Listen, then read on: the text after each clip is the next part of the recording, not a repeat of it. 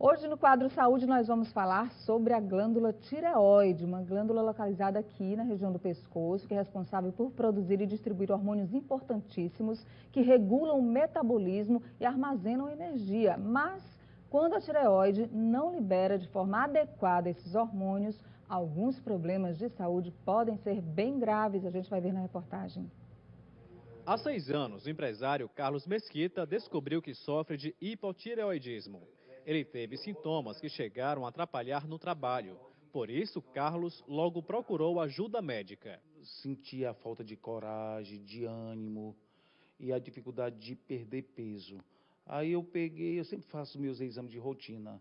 Aí eu fiz o exame e constatou que eu tinha a hipo. O hipotireoidismo é um dos 2 tipos de doenças que afetam a glândula tireoide.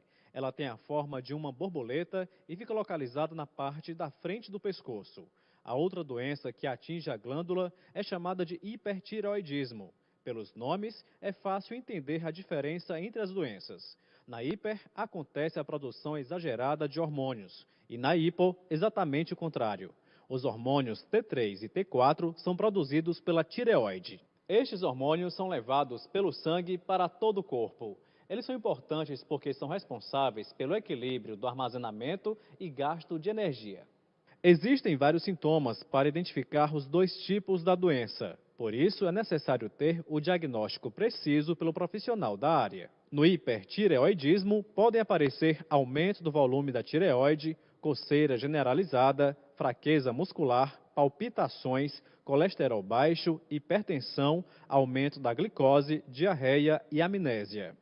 Já no hipotireoidismo, a pessoa pode sentir fraqueza, cansaço, diminuição do suor, perda de cabelo, pele seca, aumento do colesterol, anemia, prisão de ventre e dificuldade de concentração. É o caso de Carlos Mesquita. Ele explica que, inclusive, muita gente pode confundir a doença com depressão. É bom a pessoa ir no médico, fazer os seus exames para saber, porque o sintoma é esse, a falta de coragem, de desânimo. E eu sentia também as unhas ressecadas, o cabelo, também foi um dos sintomas também que eu observei em mim. Muito importante ficar atento a esses sintomas e procurar logo um médico endocrinologista, que é o especialista nessa área. Nós estamos recebendo aqui um deles, é o Dr. Wallace Miranda, mais uma vez aqui no Notícia da Manhã. Obrigada, Dr. Wallace, Bom dia, pela Nádia. presença. Bom dia, Piauí. Bom dia para o senhor. Para verificar as disfunções da tireoide que são relacionadas à produção do T3 e do T4 especificamente, só com o exame de sangue dá para saber? E aí junta com esses componentes clínicos, né, os sintomas apresentados pelo paciente no consultório? É, isso mesmo.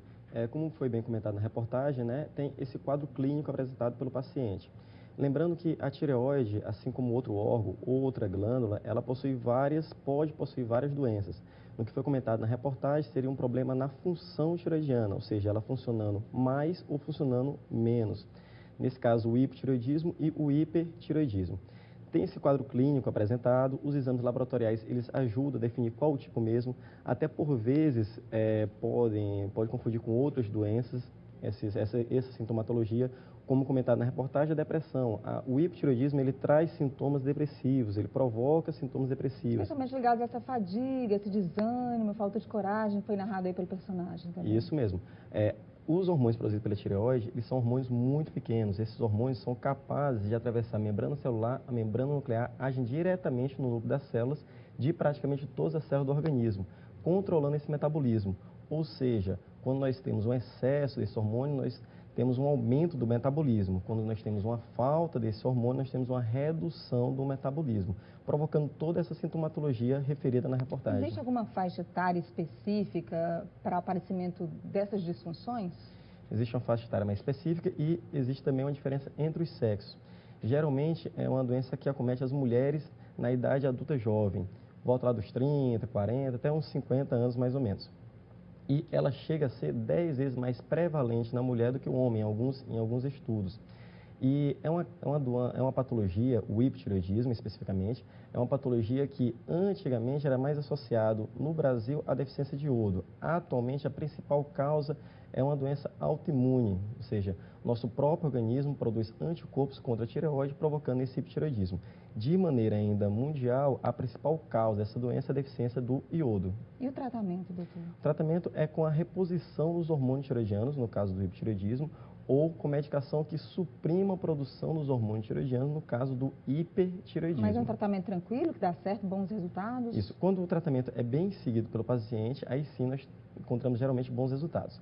Quando é, no caso, o hipertireoidismo, mais especificamente, o tratamento medicamentoso, às vezes não dá certo, aí sim que podemos passar para um tratamento mais agressivo, como, por exemplo, uma cirurgia ou uma iodoterapia, um tratamento com iodo radioativo. Aqui a Flávia da Pissar pergunta se perda de peso está relacionada à disfunção da tireoide. Perda de peso pode estar associada à disfunção tireoidiana. Nesse caso, seria mais comum no hipertireoidismo do que no hipotireoidismo, devido ao metabolismo mais aumentado. Por vezes, acontece desse metabolismo mais aumentado, a pessoa ter mais fome e acabar se alimentando bastante. Então, ela acaba não perdendo peso, mas é mais característico do hipertireoidismo mesmo do que do hipotireoidismo. O metabolismo fica mais acelerado. Fica muito acelerado. E no caso do hipertireoidismo, a Maria pergunta se pode dar problemas no aparelho urinário.